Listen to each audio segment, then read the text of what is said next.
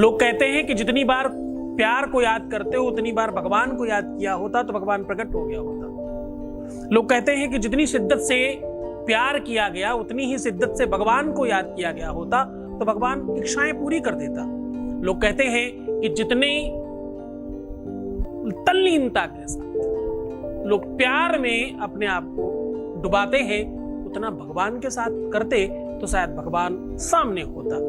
आज मैं इसका अपोजिट कहता हूं। मैं कह रहा हूं कि अगर तुम किसी की यादों में बहुत ज्यादा गमगीन हो, जितनी बार याद आए ये शब्द बोल देना, पूरा दिन हो नहीं पाएगा, वो सामने आ ही जाएगा, या यूं कह लो उसे आना ही पड़ेगा। अगर तुम चाहते हो कि तुम्हारे प्यार को तुम्हारे पास आना ही पड़े, अगर तुम चाहते हो तुम्हारे प्यार को तुमसे बात करना ही पड़े, अगर तुम चाहते हो कि तुम्हारे रिलेशनशिप में अब सिर्फ तुम्हारी चले, अगर तुम चाहते हो कि हर हाल में तुम्हारा काम तुम्हारे पक्ष में होकर के काम करे, तुम्हारे प्यार में तुम्हारा अधिकार बने और तुम्हारी जीत हो, तो ये शब्द बोलो ना 2 4 6 बार 10 बार 20 बार 50 बार, जितनी बार याद आए। एक दिन के अंदर पूरे जीवन भर का लाभ मिलेगा। जानिए पूरा विश्लेषण।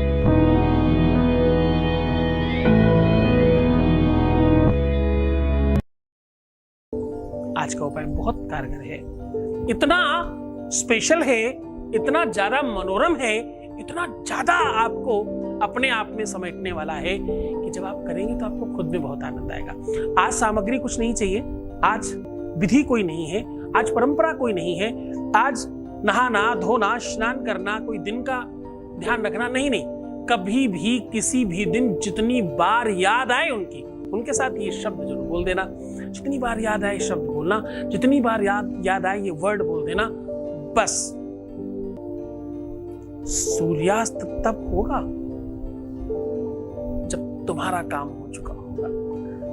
ये इतना पावरफुल शब्द है, ये इतना पावरफुल मंत्र है कि जब तुम अपनी फीलिंग्स के साथ समेटकर किसी भी चीज का टेस्ट तब आता है जब उसमें प्रॉपर मसाले लगाए गए हो।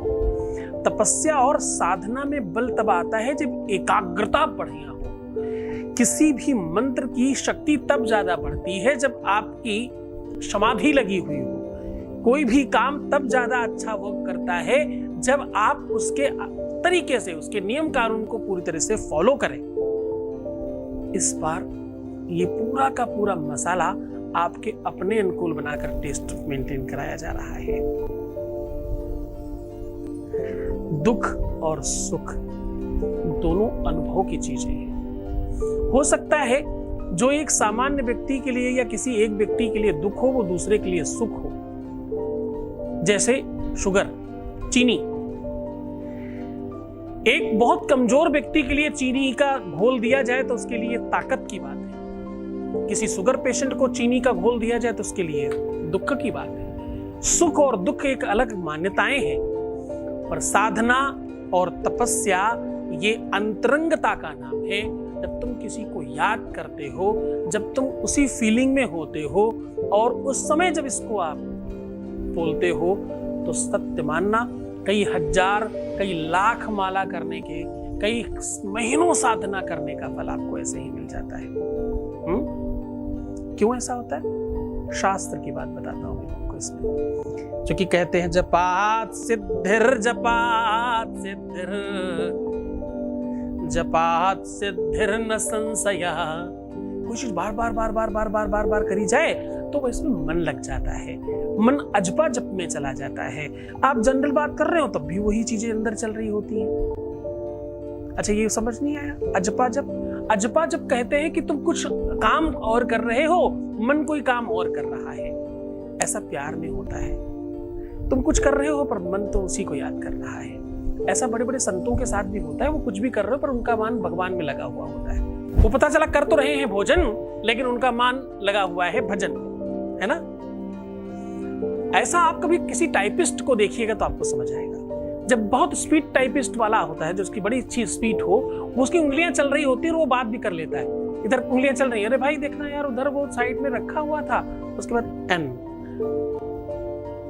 कल आ जाओ मैं तो आपका तब तक सब करवा के दे दूंगा। उसकी उंगलियां काम कर रही हैं, उंगलियां नहीं रुकती, वो इधर उधर बात भी कर लेता पर उंगलियां अपना काम कर रही हैं। उंगलियों की इससे कैसे पता चला कि यही ही लिखना है? क्योंकि उसका अभ्यास वैसा पड़ा है, वो उस विषय में अजपा-जप में जा चुका है। जब तुम किसी की याद में होते हो, जब किसी की फीलिंग्स में होते हो, तो तुम कुछ भी कर रहे हो, तुम कहीं भी हो, मन जो है ना वो कहीं और ही होता है। ऐसा क्यों? मन सो और महीप नहीं। महीप मतलब राजा। मन सो और महीप नहीं, द्रग सो नहीं दीवान। दीवानगी। द्रग दीवान जहां उबरई, मन ताही हाथ बिकान। जिन्होंने हमारे चैनल को सब्सक्राइब कर रखा है ये सच्चे प्यार वाले लोग हैं। यहाँ इधर उधर की बात कहाँ होती है, यहाँ बहुत गमगीन और गंभीर और अंतरंग की बातें होती हैं।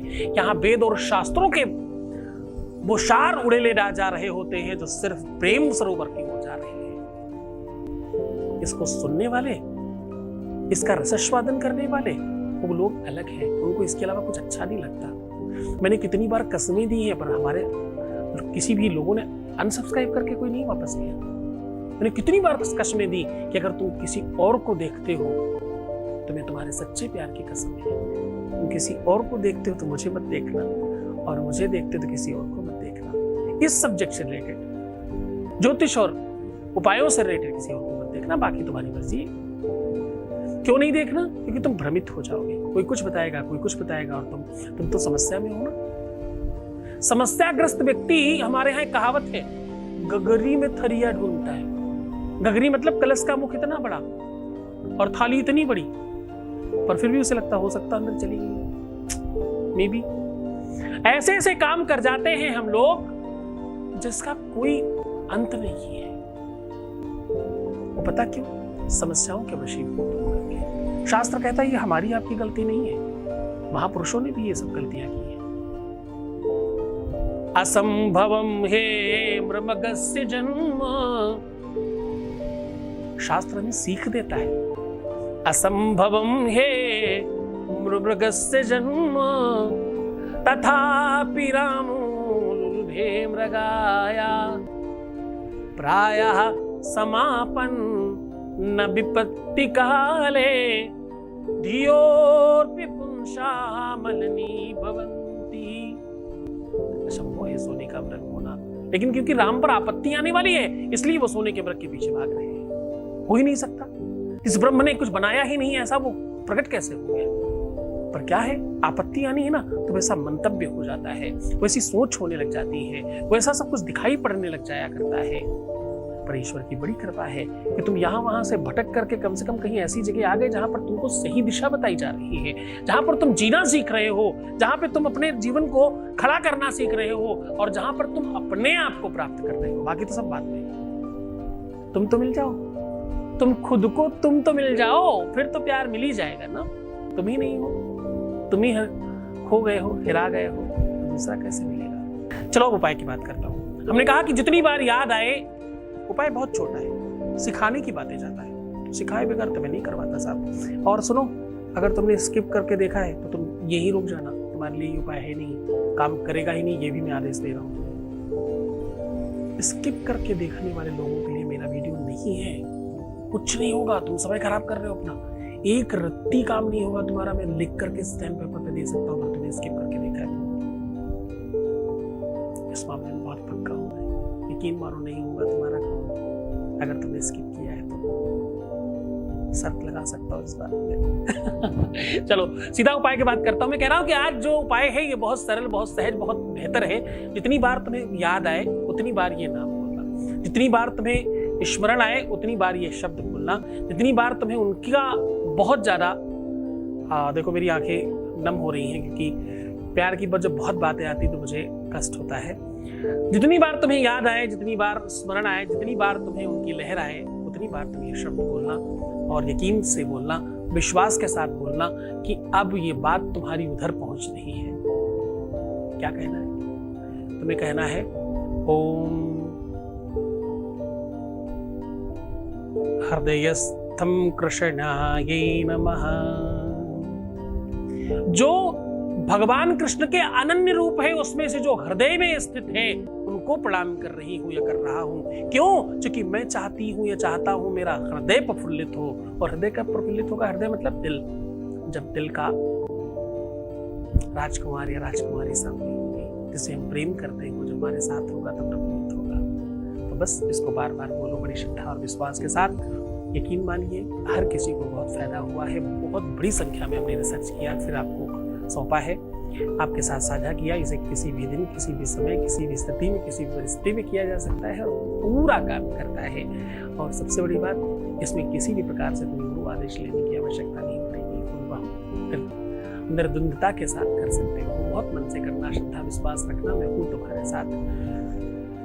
पर एक बात खास ध्यान रखिएगा, तुम्हें बहुत सुंदर बनने की कोशिश करनी है। खूब मुस्कुराइए, मुस्कुराने का कारण ढूंढिए, बार बार हर बार मुस्कुराते रहिए। अच्छी बात वो हो, बुरी बात हो, मुस्कुराइए, अपने आप को सुंदर बनाइए। हर आधे घंटे में प्रणाम करके पानी पीजिए। ये करके फिर ये भावना अपने अंदर व्याप्त करिए, जाहि विधि राखे राम ताहि विधि रहिए, धन्यवाद निर्विवाद हानि लाभ सहिए। धन्यवाद जो है वो निर्विवाद होना चाहिए, उसमें कोई विवाद नहीं, हर बात में धन्यवाद। सवेरा हुआ, भोजन मिला, नाश्ता मिला, चाय मिली, पानी मिला, सब बात में धन्यवाद। हर कुछ उसकी कृपा से मिल रहा है। मैं हूँ तुम्हारे साथ 24 घंटे, मेरी आंखें तुमको ही देख रही है। ध्यान रखना, मुझसे बात नहीं होती तो क्या हुआ, मैं हूँ फिर भी तुम्हारे साथ। एक बार विश्वास करके तो देखो, तुम्हारी हर बात, जिस दिन तुम्हारी बात होगी ना, उस दिन तुम्हारी हर वो बात बताऊंगा जो तुम मन में सोचा करते थे, वो भी मुझे पता है। ओम नमः शिवाय।